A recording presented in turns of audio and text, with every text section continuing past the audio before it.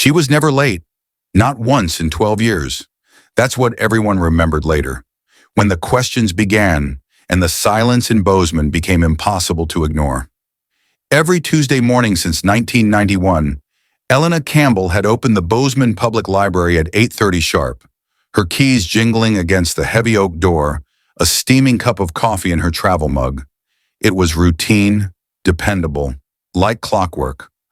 But on the morning of February 18, 2003, the library stayed dark, the door remained locked, and Elena Campbell was gone. The first to notice was Margaret Doyle, the children's librarian. She arrived at 8:45, as always, to sort through the returned books. But that morning she found herself standing in the freezing Montana air, her breath clouding in front of her face, staring at the unlit windows of the library. She called Elena's home phone. No answer. She called again. Still nothing. By 9:15, she had dialed the police.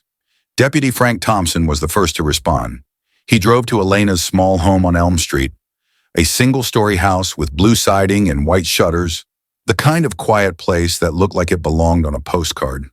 The front door was locked. He knocked, called her name, peered through frosted glass. Nothing moved inside. He walked around back, his boots crunching through a thin layer of snow that had fallen overnight. The back door was unlocked. That small detail would haunt him for years. Inside, everything appeared perfectly normal. The kitchen was tidy. A single mug sat beside the coffee maker, half full, long cold. A few books lay open on the dining table, titles she'd been cataloging for the library. Her reading glasses rested on top of them. Her coat hung neatly on the hook by the door. Her purse sat on the side table. Wallet and ID still inside. Her car was in the driveway, keys on the counter, but Elena Campbell was nowhere to be found. Deputy Thompson radioed for backup. Within the hour, Sheriff Dale Morris arrived with 2 more deputies. They searched every inch of the house, every room, closet, the basement, the attic. Nothing was broken, nothing was out of place. No struggle, no forced entry. The bed was made. The slippers were still by the door. It looked as though she had simply stepped outside and vanished into the Montana winter. By noon, word had spread through Bozeman like wildfire. Elena Campbell was missing. The woman who knew every reader by name, who organized children's story hours and never missed a shift, had disappeared without a trace. Volunteers began gathering at the sheriff's office. People wanted to help, to search, to do anything. Margaret Doyle sat in the lobby, quietly crying into her hands, unable to understand how this could happen. Sheriff Morris stood in Elena's kitchen, staring at that unlocked back door. Elena was meticulous, everyone said.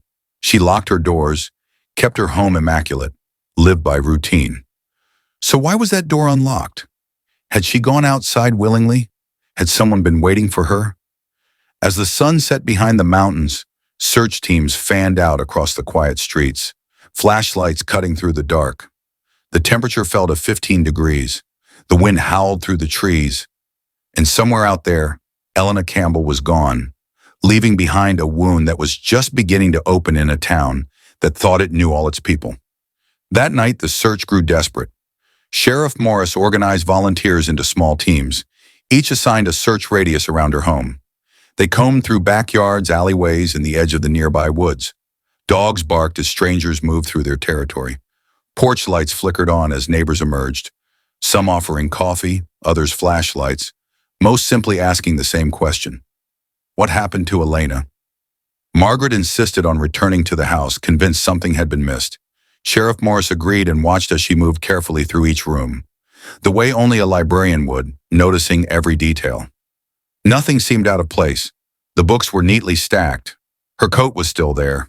Her winter boots, the ones she'd need for this weather, were untouched by the door. What struck Margaret most was how ordinary everything was. No strange notes, no diary left open, no appointments marked on the calendar. Just a quiet, organized life, exactly as everyone had known it, which made her disappearance all the more impossible to understand. By 8 p.m., the Bozeman police had set up a command center at the station. Detective Linda Hayes took over the case, interviewing anyone who had seen or spoken to Elena in the days before she went missing. The story was the same across every account. She'd worked her full shift on Monday, friendly and focused as always. She helped patrons find books, chatted about recommendations, even stayed a little late to finish her cataloging. Her neighbor, Robert Wilson, remembered seeing the light from her kitchen around 7:30 that night. He didn't see her directly, but the glow from her TV flickered through the window. After that, nothing. Sometime between 7:30 p.m. Monday and 8:30 a.m. Tuesday, she was gone. Detective Hayes found that unlocked back door troubling. She dusted for prints, only Elena's. No sign of a break-in, no other fingerprints. Either someone had been extraordinarily careful, or she had opened that door herself. But why? And for whom? The coffee left on the counter suggested she'd been up early. The machine's timer showed it had brewed at 5:45 a.m., a habit she'd kept for years.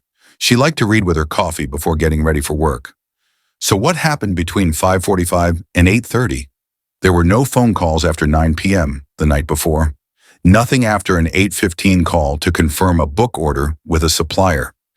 It was as if her life had simply paused. By midnight, the temperature dropped to 8 degrees. The sheriff called off the search until morning. Volunteers went home cold and exhausted. Margaret refused to leave the station. Wrapped in a blanket, she waited in silence. Around 1 a.m., Elena's younger sister Patricia arrived from Helena. Pale, crying, desperate for answers. Detective Hayes asked about Elena's life, her relationships, her routine. Patricia had no explanation. She was fine, she said. She was steady. She would never just leave, but she was gone.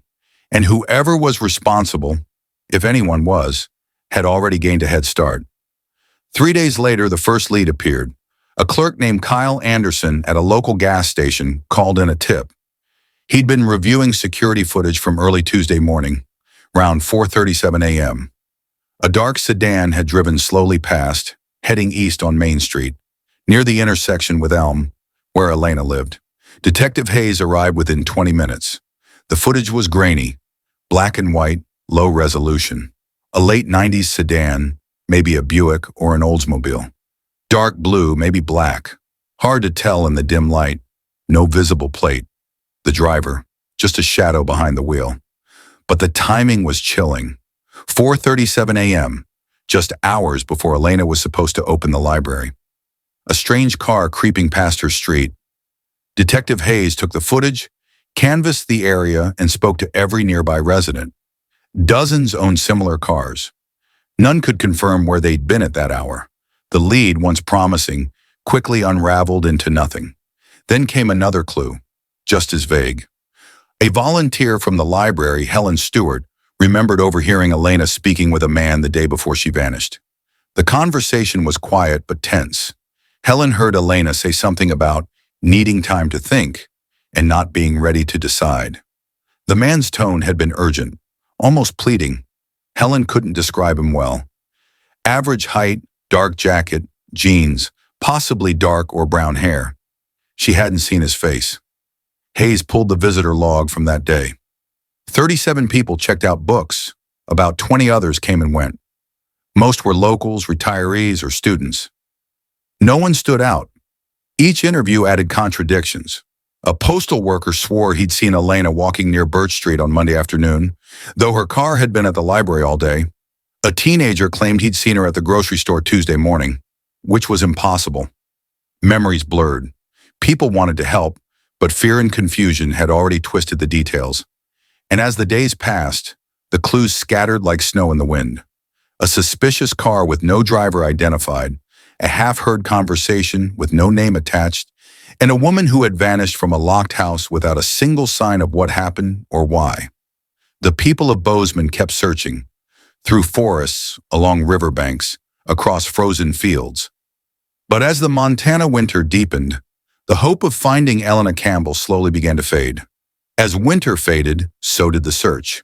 Snow melted into the earth, washing away footprints, tire marks. Any trace that might have once been there. Elena Campbell's sister Patricia appeared on local television, her voice trembling as she pleaded for information. She was kind, she said. Dependable. Loved by everyone who knew her, a $5,000 reward was announced. Anything that might bring Elena home. The tip line rang nonstop for days. Most calls led nowhere.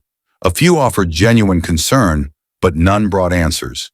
And through it all, Elena remained missing. Her life frozen in the moment she brewed her morning coffee, opened a book, and vanished. By late March, the investigation had slowed to a crawl. Detective Linda Hayes had interviewed more than 80 people, reviewed hundreds of hours of security footage, and chased every lead she could find. None produced results. The dark sedan seen in the gas station footage was still unidentified. The mystery man from the library conversation, still a ghost.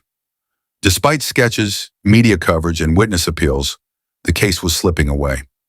On March 28th, 6 weeks after Elena's disappearance, Sheriff Dale Morris held a press conference. He stood,